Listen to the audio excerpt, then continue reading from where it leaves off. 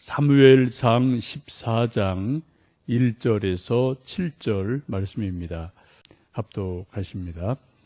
하루는 사울의 아들 요나단이 자기의 무기를 든 소년에게 이르되 우리가 건너편 블레셋 사람들의 부대로 건너가자 하고 그의 아버지에게는 아뢰지 아니하였더라.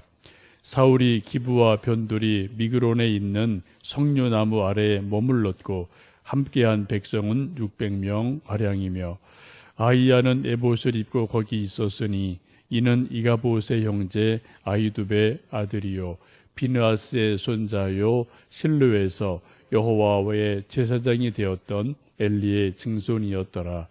백성은 요나단이 간 줄을 알지 못하였더라.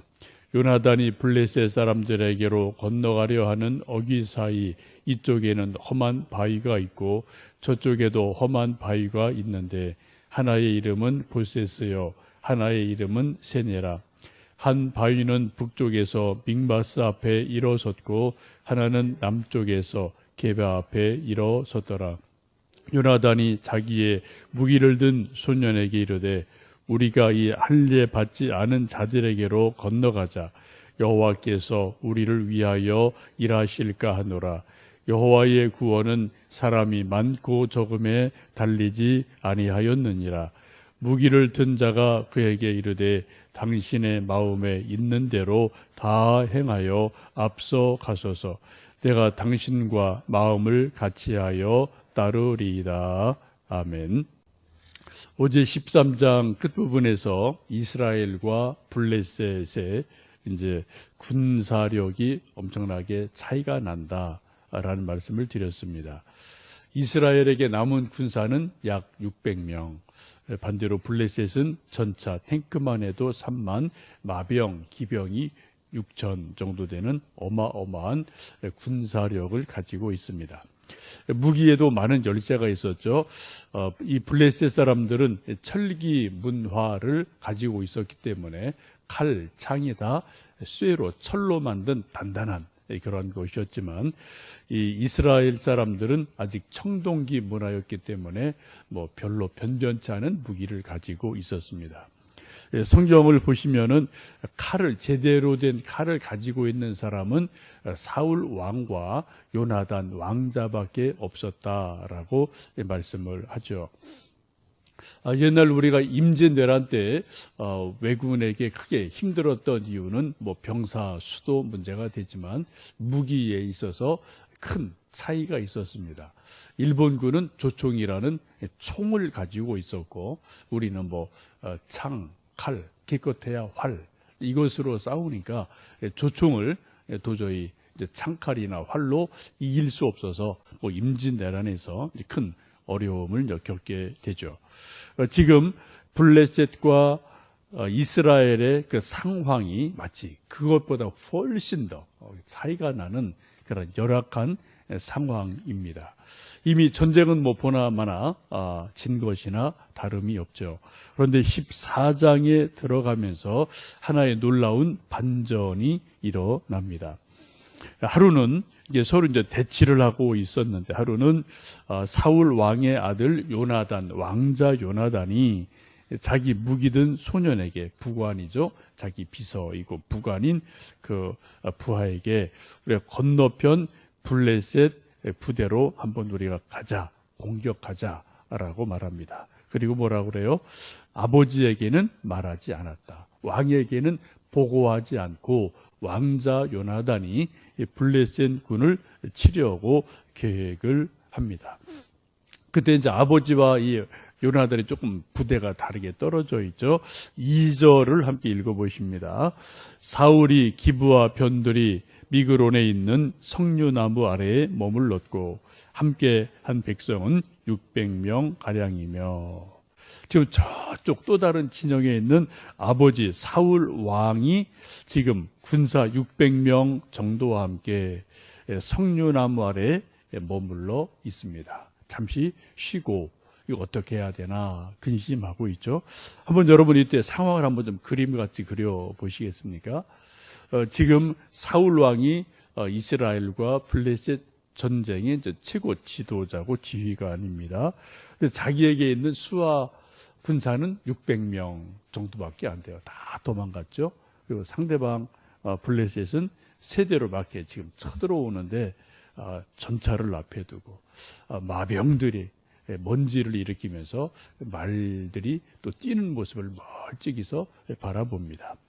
이것을 보고 지금 석류나무 아래에 잠시 쉬고 머물러 있습니다.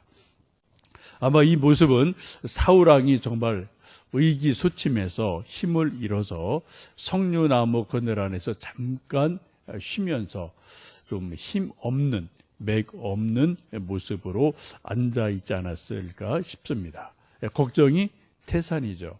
지금 적은 뭐 수도 헤아릴 수 없이 많은데 자기 군대는 600명, 무기도 변변치 않고 하여튼 그런 상황에서 이 사울 왕이 석류나무 그늘 아래 앉아서 한숨을 쉬면서 이 전쟁 이거 뭐 적구나. 이거 참 어떡하지라고 지금 걱정하는 모습을 우리가 이 말씀 속에서 볼 수 있습니다. 우리도 인생을 살다 보면 뭐 세월이라는 것은 누구도 거스를 수 없기 때문에 뭐 저도 나이가 점점 먹어가고요. 또 여러분들도 뭐 매일매일 나이가 점점 먹어갑니다. 그래서 모두 다 이제 아버지가 되고 엄마가 되고 조금 더 세월 지나면은 할아버지 되고 할머니 되고 뭐 이런 것이 뭐 인생이지 않겠습니까? 우리가 가끔 이제 나이가 많아져서 정말 육체적인 힘도 없고 경제적인 힘도 없고 여러 가지로 힘이 없어서 지금 사울 왕처럼 석류나무 그늘 아래 이렇게 앉아 있을 때가 있어요. 여러분 옛날 시골에 보면 둥구나무라는 게 이렇게 마을마다 큰 뭐 이런 나무들이 있어서 거기에 상 놓고 그런데 이제 할아버지 할머니들이 여름에 이제 더위 피하려고 이제 앉아 있는 이제 그런 모습이 우리 시골의 모습이고 지금도 뭐 그런 모습이 있을 겁니다. 뭐 세월이 그렇게 다 흘러가는 거죠. 그때 여러분, 저나 여러분이나 나이가 많아 늙어서 힘이 없고 용기도 없고 이것저것 특별한 어떤 그런 힘이 없을 때가 뭐 다 있게 될 터인데 그때 장성한 아들이 딸이 혹은 손주가 뭔가 내가 할 수 없는 일을 대신 해줄 때 활로를 개척해 줄 때 그러니까 꽉 막혀 있는 답답한 상황에서 뭔가 길을 뻥 뚫어주는 일들이 가끔 우리 이제 자녀들을 통해서 우리가 받는 은혜이죠. 그래서 우리가 자녀들을 잘 기르려고 애를 쓰고 이제 격려하고 공부하라고 이제 뭐 잔소리하고 다 그런 거죠. 바라기는 우리가 새벽마다 기도하는 중요한 기도 중에 하나는 내 자신을 위해서도 기도하지만 저나 여러분 대부분의 기도의 중요한 그 무게중심은 사랑하는 아들, 딸이 우리 손주, 손녀가 정말 나보다 예수님을 더 잘 믿고 믿음 생활 더 잘해서 하나님에게 인정받는 사람이 되기를 기도하고요. 하나님이 또 이게 세워주셔야 이게 진짜 인생이라는 것이 서는 것이니까 그래서 우리 아들, 딸 공부도 잘할 뿐 아니라 정말 믿음 생활 잘하게 도와주세요. 하나님이 좀 나보다 우리 아들, 딸이 손주, 손녀가 믿음 생활도 잘해서 하나님께 인정받는 사람, 하나님께 쓰임받는 사람 그래서 나보다 더 좋은 일, 귀한 일, 선한 일을 하나님의 능력으로 은혜로 일하도록 우리가 새벽마다 중보하며 기도합니다. 우리가 사랑하는 아들, 딸들에게 이러한 기대를 적당히 갖는 것은 좋은 일입니다. 물론 너무 기대가 크면은 애들이 스트레스 받죠. 자기가 자기 역량을 아는데 너 뭐 대통령 돼야 돼, 뭐야 돼야 돼 이런 거 하면 참 스트레스 받죠. 저희 아버님 지금도 뭐 고향에 살아 계시고 93세 되셨는데 이제 손주 손녀들이 이제 가끔 안부 전화하고 인사하면은 꼭 하시는 말씀이 있어요. 너 공부 잘해서 좋은 대학 가서 너 장관해야 된다. 이 할아버지들이 늘 그냥 입에 발린 이야기죠. 너 꼭 뭐 해야 돼. 너 뭐 꼭 해야 돼. 내 기도한다. 이런 얘기를 어릴 때부터 지금까지 하고 계시거든요. 제가 볼 때는 안 돼요. 우리 애들 그렇게 될 것 같지 않아요. 물론 하나님이 뭐 10년, 20년, 30년에 뭘 어떻게 모르지만 제가 볼 때는 아이고 참 할아버지가 너무 큰 그림을 그리시는구나. 너무 큰 기대를 하시는구나. 이렇게 애들이 그냥 뭐 웃고 그냥 뭐 넘어가죠. 또 뭐 아니요라고 뭐 말할 수는 없으니까. 근데 이게 뭐 부모님들의 할아버지 할머니의 모든 기대는 다 그런 거죠, 뭐 그죠? 또 사실 그렇게 기도하셔요. 보시면 정말 새벽마다 밤마다 12 손주가 12이에요. 딱 12인데 하여튼 이름 주르륵 순서대로 주르륵 부르시면서 하여튼 뭐 이렇게 해주세요. 하여튼 뭐 할아버지의 축복기도, 중보기도가 있는데 진짜 감사한 일이죠. 근데 이제 옆에서 이제 그 통화하는 거 보고 이제 애들도 이렇게 이제 얘기 들어보면은 그게 또 이제 은근한 스트레스가 되고 나는 또 나의 길이 있는데 my way 내 길이 있는데 할아버지는 맨날 뭐 이거 해래 뭐 그러면서 이제 넘어갈 때가 있습니다. 어쨌든 우리가 이 아침도 우리가 사랑하는 아들, 딸들, 손주, 손녀 위해서 중보하며 기도할 때 하나님의 이름으로 정말 중보하며 기도하고요. 바라기는 우리보다 나보다 더 좋은 믿음, 더 훌륭한 하나님의 일꾼 돼서 내가 할 수 없었던 것을 또 내가 힘이 없을 때 뭔가 이렇게 길을 열어주는 그런 역할을 해주는 것이 뭐 사실은 자식의 한 역할이기도 합니다. 그런 기도가 이 아침 있길 원하고 또 그런 열매들이 있기를 주님의 이름으로 축복합니다. 지금 블레셋과 이스라엘이 딱 대치를 하고 있습니다. 근데 지금 오늘 말씀을 보시면은 그 사이에 블레셋과 이스라엘 사이에 험한 바위, 계곡이 있었다라고 말하죠. 사무엘상 14장 4절 말씀 함께 읽습니다. 요나단이 블레셋 사람들에게로 건너가려 하는 어귀 사이 이쪽에는 험한 바위가 있고 저쪽에도 험한 바위가 있는데 하나의 이름은 보세스요 하나의 이름은 세네라. 지금 이스라엘과 블레셋 사이에 큰 바위가 있고 계곡이 있어요. 서로 지금 대치를 하고 있습니다. 그래서 서로가 좀 쉽게 오갈 수 없는 그런 자연 어떤 그런 지형 침물이 있게 되죠. 거기 큰 두 바위 이름을 하나는 보세스, 하나는 세네라고 말합니다. 제가 좀 사전을 찾아보고 좀 사진을 보니까 이제 학자들이 가서 사진을 찍어 놓은 그런 게 있는데 정말 큰 아주 험한 바위가 있어서 사람이 그냥 이렇게 걸어갈 수 없는 절벽 같은 그런 바위가 있어요. 세네라는 이름은 이빨 모양의 바위라는 뜻입니다. 이빨같이 날카롭고 이렇게 삐쭉하고 절벽같이 되어 있는 바위죠. 또 보세스라는 뜻은 땅이 진동한다, 빛나는 자 이런 뜻입니다. 두 바위가 큰 이렇게 절벽 같은 바위고 그 사이에 계곡이 있는 그러한 곳이어서 지금 양쪽 군대가 이렇게 대치를 하고 있는 그러한 곳입니다. 근데 지금 6절 말씀을 보시면 이제 요나단이 한쪽 바위에 있다가 저쪽 건너편에 블레셋 군대를 보고 있습니다. 그 블레셋 군대를 보는 동안에 요나단 왕자의 마음속에 큰 하나님의 감동이 임하게 됩니다. 우리 14장 6절, 7절 말씀 읽습니다. 요나단이 자기의 무기를 든 소년에게 이르되 우리가 이 할례받지 않은 자들에게로 건너가자. 여호와께서 우리를 위하여 일하실까 하노라. 여호와의 구원은 사람이 많고 적음에 달리지 아니하였느니라. 무기를 든 자가 그에게 이르되 당신의 마음에 있는 대로 다 행하여 앞서 가소서. 내가 당신과 마음을 같이 하여 따르리이다. 지금 놀라운 일이 일어납니다. 지금 군사수로는 절대적인 열세예요. 근데 지금 바위 이편에서 요나단 왕자가 블레셋 군을 쭉 바라보는 가운데 마음에 큰 용기, 감동이 일어납니다. 그래서 자기 부관에게 말하기를 우리가 이 할례받지 않는 자들에게로 건너가자. 우리가 하나님의 이름으로 나가면 우리가 하나님께서 우리를 위해서 일하실 것 같다. 전쟁의 이김과 지문, 구원은 사람의 많고 적음에 달려있지 않다. 하나님이 도와주시면 우리가 이길 수 있지 않겠느냐라고 라는 믿음이 생기고 용기가 생겨요. 이거 어떻게 보면 참 무모한 거죠, 그죠? 이거 객관적으로 이건 안 되는 싸움이에요. 저기는 뭐 수만 명, 이쪽에는 요나단하고 자기 부관, 칼도 한 자로, 요나단 칼 하나밖에 없고. 그런데 지금 마음에 갑자기 하나님이 정말 우리를 도와주시면 우리 군대 없고 칼도 없지만 그런 하나님이 이기게 하실 수 있다.